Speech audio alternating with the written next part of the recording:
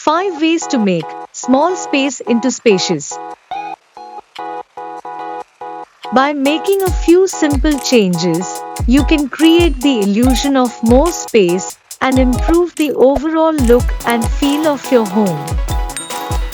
Here are 5 ways to turn small space into spacious. Organize your room.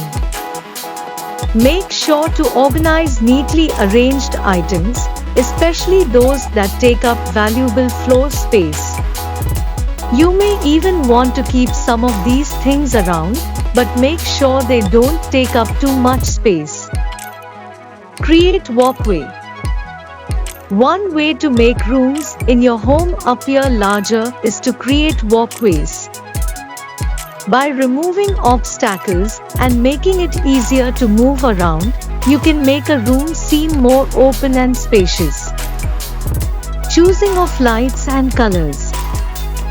Light paint colors make a room look bigger and brighter.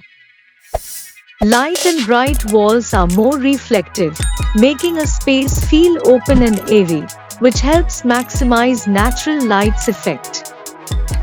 Add reflective surfaces. Placing reflective surfaces in a room can make it appear brighter and more spacious.